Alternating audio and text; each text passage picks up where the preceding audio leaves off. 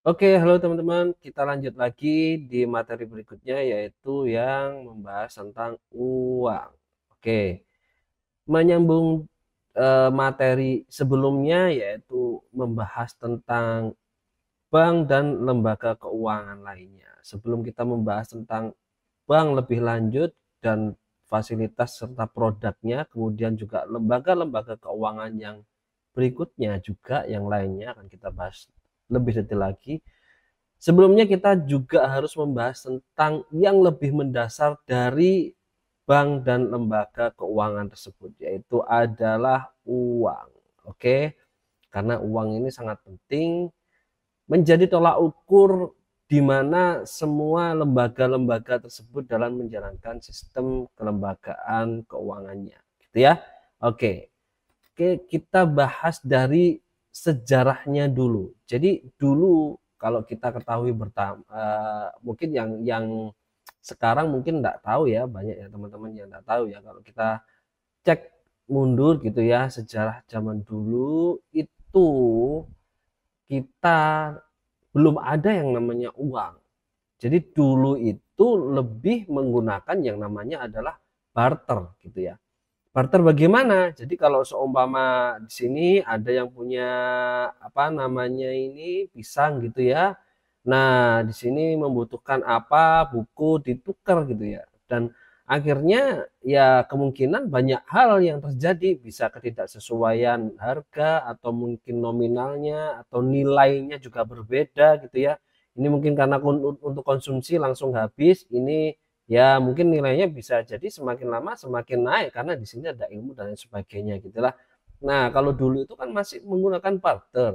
Tetapi seiring berjalannya waktu, akhirnya ada beberapa kendala dengan sistem yang ada tersebut. Apa itu? Nah, kendalanya yang pertama adalah pasti terjadi kesulitan. Kesulitan dalam apa? Menemukan orang yang mau menukarkan barangnya sesuai dengan kebutuhan yang diinginkan gitu loh. Ada mungkin yang satunya butuh buku, kemudian yang satunya butuh apa namanya makanan-makanan gitulah ya. Nah, kemudian bisa saling tukar. Belum tentu juga ini bisa langsung ketemu dan mungkin bisa cocok. Nah, ternyata buku yang dicari adalah bukan buku-buku yang dia butuhkan. Nah, mungkin akan mencari opsi yang lainnya atau orang yang lainnya. Nah, itu sangat menyulitkan sekali kalau seumpama zaman dulu itu ya. Kita alhamdulillahnya, syukurnya adalah kita tidak sampai ya, tidak sampai pada hal tersebut. Nah, cukuplah para pendahulu-pendahulu kita yang menikmati hal tersebut gitu ya. Nah, itulah namanya juga sejarah, makanya hasilnya adalah sekarang ini kita bisa menikmatinya dengan mudah, kira-kira seperti itu. Kemudian ada beberapa kesulitan yang lainnya untuk menentukan nilai barangnya yang tadi sudah saya sampaikan gitu ya. Nah, terhadap barang yang diinginkan, kadang-kala nilainya tidak sama gitu lah yang tadi sudah saya contohkan gitu ya. Kemudian ada sulit juga menemukan orang yang mau menukarkan barangnya, kayak kan ya. Jadi barang dengan jasa yang dimiliki. Jadi kadang-kala ya itu tadi menemukan orangnya aja, menemukan kecocokan aja susah, kemudian menemukan orangnya juga bisa jadi susah juga gitu lah. Kemudian ada sulit untuk menemukan kebutuhan yang mau ditukarkan pada saat yang cepat sesuai dengan keinginan. Jadi artinya memperoleh barang yang diinginkan itu memerlukan waktu. Jadi tidak semudah kayak seperti sekarang, apalagi dengan teknologi yang ada saat ini gitu ya, teman-teman tahu sendirilah. Nah, kemudian juga akhirnya karena kondisi tersebut para ahli itu memikirkan sesuatu, apa itu dan bagaimana. Harus ada yang namanya satu alat yang memang disepakati bersama.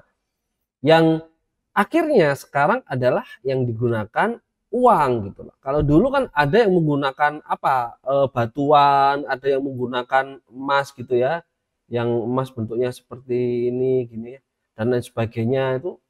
Nah, macam-macam lah, ada yang bentuk apa namanya perak-perak, koin-koin gitu. Terus kemudian ditaruh di apa namanya satu tempat khusus diikat gitulah ya. Nah, itu kan zaman-zaman dulu ya, kalau kita lihat di film-film kolosal itu teman-teman tahu lah film-film zaman dulu lah.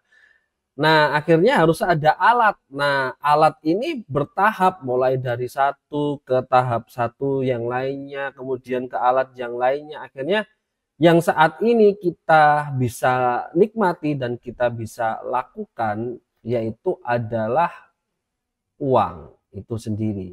Nah, apa itu? Akhirnya kan gitu kan ya. Apa itu akhirnya? Nah, uang itu apa kan gitu. Nah, pertanyaan berikutnya adalah uang adalah sesuatu yang dapat diterima.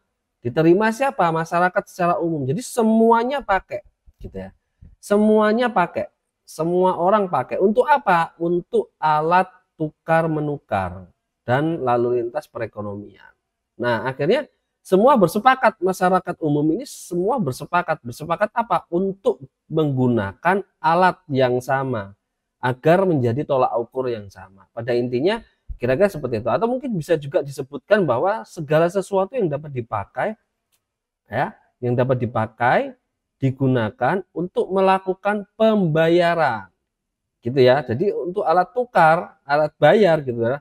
Baik itu barang, jasa, hutang, kemudian dan lain sebagainya gitu ya. Baik untuk sekarang atau mungkin di kemudian hari. Bahkan ya itulah kondisi yang ada saat ini. Walaupun kita dengan kondisi teknologi yang semakin maju, tetapi ya uang ini tetap adalah alat gitu ya. Alat yang berkembang terus-menerus sehingga mungkin bentuk secara fisiknya sudah tidak bisa terlihat, tetapi bentuk nominalnya itu dan nilainya itu bisa terukur terus sampai sekarang. Walaupun ini sudah tergradasi menjadi sebuah apa namanya? Menjadi sistem. Nah, sistem keuangan macam-macam lah nanti akan kita bahas juga gitu ya. Nah, dan itu akhirnya menjadi apa?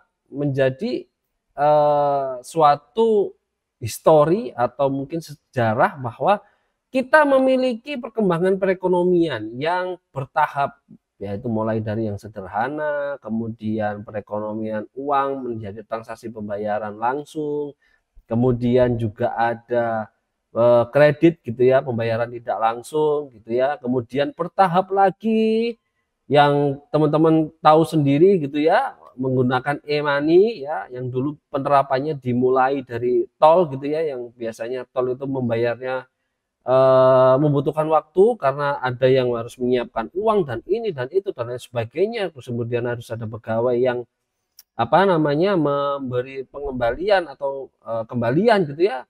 Nah, menggunakan tap akhirnya keluar e-money ya, ada punyanya Mandiri, ada punyanya BRI, BNI, ada sendiri, kemudian juga Pertamina Mandiri ini modelnya ada banyak, ada punyanya apa siapa ini BCA, kemudian ada punyanya BTN dan lain sebagainya lah. Nah, BTN. Nah, kemudian ini pun masih terus berkembang yaitu menjadi apa? Nah, ada e-wallet. Nah, teman-teman tahu sendiri sekarang e-wallet itu waduh dan lain sebagainya, ada OVO, GoPay, Paytren gitu ya, ada Dana, Tcash, Doku dan lain sebagainya. Ini ada model-model terbaru. Jadi ya, walaupun apapun itu gitu ya, apapun itu sistem yang apa namanya yang digunakan, jadi uang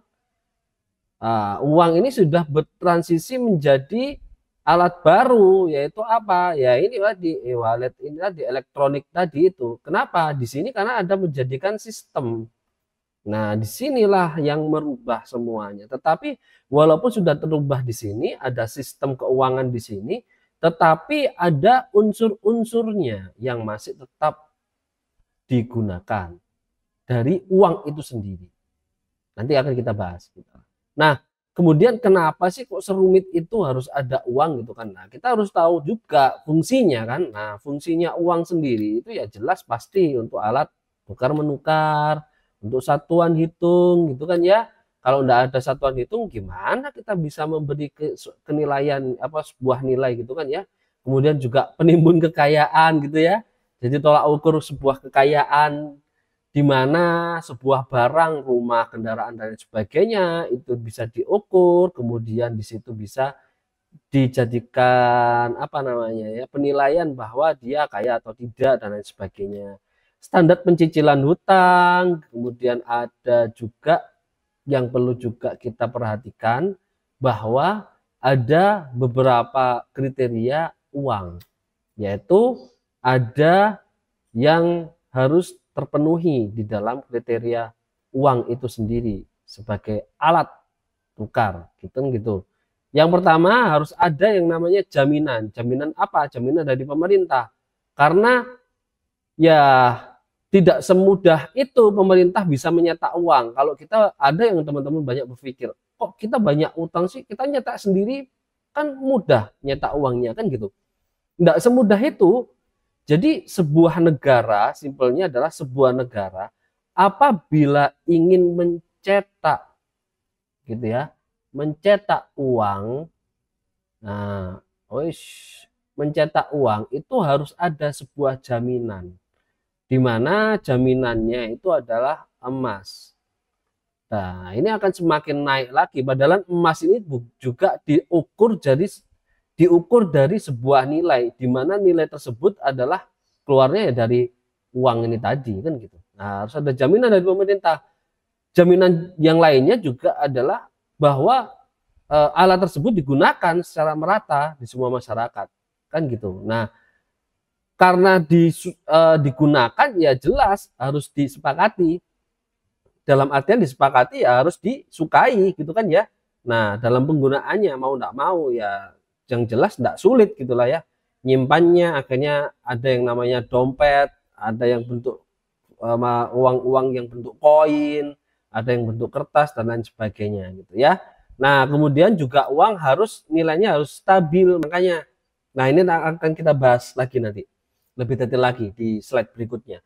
Maksudnya nilai stabil itu bagaimana? Jadi ada nanti saya contohkan bahwa nilai rupiah mungkin benar 100.000 gitu ya. Nah, 100.000. Tetapi apakah iya nilai tersebut ini memang besar atau bahkan kecil? Apabila dengan uang 100.000 bisa dapat satu porsi makanan, apakah itu mahal? Apakah murah? Berbeda cerita apabila 100.000 kita bisa mendapatkan satu kendaraan bermotor. Nah, ini apakah memang murah atau memang mahal? Nah, tergantung. Nah, ini akan kita bahas di berikutnya gitu ya. Kemudian juga mudah disimpan tentunya, oke? Dan kemudian juga mudah dibawa, tidak mudah rusak. Kemudian juga enak gitu loh ya. Mudah dibaginya, angpau kan gitu kan ya. Jadi memiliki unit, memiliki nominal, memiliki nilai bulat, enggak sepotong-sepotong gitu ya. Enggak 1.500 gitu ya. Enggak 1.750 kecuali yang kayak kemarin itu edisi khusus ya 75 tahun ya dikeluarkan satuan khusus 75.000 kayak gitu itu ya. Oke, kemudian ada juga harus suplainya harus elastis, jumlah uang yang beredar. Uang yang beredar itu sesuai kondisi usaha, sesuai kondisi perekonomian. Nah, ini sesuai yang tadi saya jabarkan di sini. Ini harus sesuai. Jadi tidak bisa sedikit banget juga jangan, terlalu banyak juga tidak baik. Itu ada perhitungannya tersendiri. Itulah ya. Oke. Nah, di dalam uang itu ada unsur-unsur yang terkandung di dalamnya. Nah, di situ ada nilainya. Nilai apa saja? Nah, nilai yang terkandung dalam uang itu yang pertama adalah nilai intrinsik. Nilai intrinsik itu adalah nilai uang yang berdasarkan bahannya. Jadi kalau teman-teman bisa lihat bahan kertas apakah sesuai dengan nilainya. Apabila sebuah uang gitu ya, sebuah uang 100.000, apakah memang lembaran kertasnya untuk nyetaknya dan lain sebagainya, biaya cetaknya per lembarnya ini harganya adalah 100.000? Belum tentu juga. Nah, tetapi yang dimaksud nilai intrinsik itu adalah untuk lembarannya tadi ini itu adalah nilainya senilai 100.000 atau tidak, kan gitu. Oke. Kemudian ada juga nilai nominal. Nilai nominal itu adalah nilai yang tertulis lah yang tadi yang saya coret-coret ini, nilai yang tertulis. Walaupun lembaran kertasnya ini tidak senilai 100.000 tetapi yang ditulis di sini adalah 100.000. Gitu ya. Itu adalah nilai nominal. Kemudian ada juga nilai real. Nilai real itu apa? Yang tadi saya contohkan daya beli dengan barang dalam negeri. Dalam artian nilai 100.000 nilai 100.000 gitu ya. Apakah 100.000 ini bisa dapat satu porsi atau mungkin bahkan 100.000 ini bisa dapat satu kendaraan bermotor. Nah, ini jangan sampai jomplang banget gitu ya. Nah, ini nilai internal dan ini adalah mempengaruhi kondisi perekonomian. Apabila terlalu ini banget ya juga tidak baik, terlalu ini juga tidak baik. Tentu teman-teman bisa melogikanya sendiri lah, kira-kira seperti itu.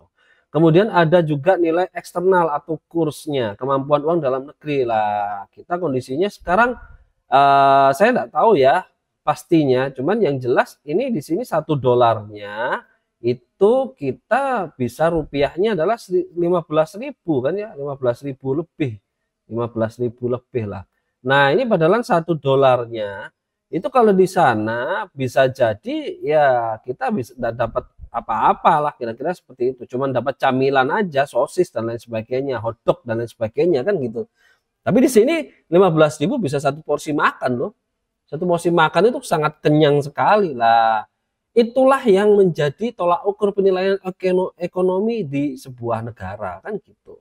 Berkembang atau tidak dan lain sebagainya. Itulah. Nah, kemudian ada beberapa macam juga jenis uang gitu ya. Mulai dari yang jenis yang bahannya logam, ada yang kertas, ada yang berdasarkan nilainya gitu ya. Berdasarkan nilainya itu ada yang nilai intrinsik sama dengan nilai nominal. Kalau yang setahu saya itu ada koin, koin itu nilainya memang hampir mendekati 500, itu mendekati nilai nominalnya itu mendekati nilai intrinsiknya. Kalau tidak salah loh, kalau tidak tahu kalau yang sekarang yang baru-baru ini ya. Kalau yang dulu itu beberapa tahun yang lalu hampir mendekati. Kalau sekarang saya kurang update juga informasinya. Kemudian ada nilai intrinsik lebih kecil ya. Nilai intriksinya itu adalah lebih kecil daripada nilai nominal yang tadi saya contohkan 100.000 dan lain sebagainya gitu ya. Kemudian ada bentuk-bentuk lain seperti kayak berdasarkan lembaganya ada uang kartal gitu ya dalam bentuk logam, kertas gitu. Kertas ya surat-surat berharga maksudnya ya, ada gira, bentuk cek, biljet, giro, travel check, credit card dan lain sebagainya yang bentuknya bentuk card kayak gitu tuh ya, tinggal tap tap tap tap atau bayar dan sebagainya. Nah, itu kan ya sistem lah ya, sistem yang dijual ya. Tetapi ya di dalamnya sistem itu tadi ada support di alat yang digunakan. Ceknya, biljetnya, gironya, ada nomornya, ada hologramnya dan lain sebagainya lah gitu. Kemudian ada juga berdasarkan kawasan. Kalau di kita kan pakai rupiah ya, kalau di Malaysia ya ringgit itu ya. Kemudian kalau regional ada di satu kawasan, di satu benua Eropa itu pakai euro. Kemudian ada yang harus pakai dan lain sebagainya lah, macam-macam lah ya. Kemudian kalau internasional ya mau tidak mau kita US dollar. Cuman ya nanti teman-teman cek sendiri lah. Sekarang sedang bergejolak ini. Ada beberapa negara yang mulai ingin lepas dari. Nah, cuman saya tidak ngomong geopolitik ya. Oke lah, kira-kira seperti itu. Itu adalah kondisi-kondisi uang, mulai dari sejarah, kemudian dari lembaga, kawasan, dan lain sebagainya. Nah, negara kita apakah memang sudah langsung jadi bisa langsung menggunakan uang? Nah, teman-teman perlu tahu bahwa kita sebagai negara besar, negara Indonesia tercinta itu memiliki arsitek perbankan Indonesia. Jadi ada sejarah ya. Jadi gini, dulu itu kita bertahap loh jalannya. Jadi mulai kita bangun struktur perbankannya, kemudian pengaturan yang efektif gitu ya. Dan ini beberapa tahun bertahap sebetulnya kalau teman-teman bisa lihat ketik aja di Google searching gitu ya, searching Google arsitek perbankan Indonesia kelihatan kok mulai tahun berapa tahap ini, kemudian tahap ini, tahap ini, tahap ini gitu ya. Kemudian arahnya ke sini. Di pertemuan sebelumnya saya ngomong LPSK, MA dan lain sebagainya lah. Nah, ini kita sudah mulai di sini lah ya, dua inilah ya. Nah, ini tahapan yang sedang kita apa namanya ya, sedang kita rasakan lah saat ini. Nah, itu yang memang kita mau tidak mau ya harus mensupport apapun siapapun yang menjadi pembuat kebijakan karena arahnya di sini blueprintnya itu sudah tergambar sebetulnya. Tinggal bagaimana percepatan pelaksanaannya, kira-kira seperti itu. Nah, dari semua ini ada beberapa hal memang yang perlu kita juga ketahui bahwa untuk membentuk hal tersebut itu ada beberapa tantangan-tantangan yang memang harus dilalui, mulai dari pertumbuhan kreditnya, itu kita apakah sudah tinggi atau masih rendah, kemudian perbankannya, struktur perbankannya, nah, kita tahu sendiri BLBI ya, kalau ada yang belum tahu silakan dicari tahu BLBI, kemudian itu apa namanya likuiditas banknya bangkrut, bayangkan bank itu bangkrut kan kacau kan. Nah, kemudian itu juga kacau. Kemudian kalau teman-teman tahu dana haji, nah ini saya contohkan juga dana haji. Dana haji, bayangkan dana haji itu sudah terbayar gitu ya. Sudah terbayar dana haji, kemudian hajinya kapan? Nah, bayangkan dana yang terkumpul tadi itu mulai seumpama saya nabungnya mulai 23, kemudian bisa berangkat nanti di tahun 33. Berarti 10 tahun lagi lah. Nilai uang yang saya simpan di sini 10 tahun lagi ya pasti berbeda. Pasti berbeda nilainya. 10 juta di sini bisa dapat apa mungkin, tapi berbeda di 10 juta di sini mungkin bisa dapat apa. Nah, itulah perbedaan. Nah, makanya struktur ini juga harus baik gitu loh. Harus baik betul. Karena apabila struktur bank itu buruk ya kacau. Makanya terjadi yang namanya likuiditas. Kalau teman-teman pengen cari tahu, silakan di Google search ya. Ada apa namanya BLBI lah gitu loh. Kata kuncinya BLBI lah. Di situ nanti banyak. Oke. Kemudian pemenuhan kebutuhan layanan perbankan yang masih kurang gitulah ya, layanan ya kita tahu sendiri, cuman apapun itu bagaimanapun itu layanan tetap terus berkembang lah yang ada saat ini ya kalau saya lihat. Kemudian pengawasan bank yang masuk perlu ditingkatkan, kapabilitas perbankannya juga, profitabilitas, efisiensi bank yang harus bisa terus bertahan, pelindungan nasabah itu harus ditingkatkan, jadi jangan sampai kemudian apa namanya struktur yang buruk berdampak kepada nasabah, di mana dalam bentuk macam-macam lah ya dampaknya, kehilangan tabungan, investasi dan lain sebagainya. Kemudian informasi ini juga sangat-sangat penting sekali. Mau tidak mau teknologi itu sangat-sangat penting sekali. Nah, makanya daripada itu kita tidak bisa skeptis dalam artian kita orang ekonomi, akuntansi, kemudian kita tidak bisa yang namanya teknologi, itu tidak bisa. Ini juga harus berjalan beriringan. Apapun itu, tidak hanya cuma akuntansi. Karena teknologi ini juga berkembangnya tidak jam-jaman, tidak harian, tidak mingguan gitu. Setiap detik mungkin ada sesuatu hal yang baru lagi, gitu. Oke. Kira-kira seperti itulah ya yang topik materi tentang kali ini yang berhubungan dengan uang. Oke. Jadi teman-teman apabila ada yang masih kurang jelas atau mungkin ada kalimat-kalimat yang salah dari saya mohon maaf. Apabila ada yang kurang jelas silakan didiskusikan, silakan disampaikan di kolom komentar atau mungkin di media-media kami yang lainnya, silakan. Semoga kita bisa menjawab dan kita bisa berdiskusi. Harapan kami seperti itu, karena kondisi perekonomian itu tidak bisa stuck di satu kondisi. Bahkan materi ini 5 tahun lagi mungkin bisa jadi usang gitulah ya.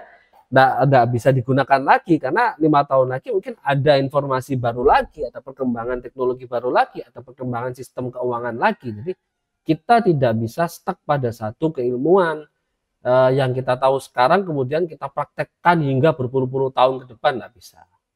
Gitu ya. Karena sebuah kondisi itu pasti terus berkembang, tidak melulu pada satu tempat tersebut. Oke, sekian dari saya. Terima kasih. Sehat terus. Sampai ketemu di materi berikutnya.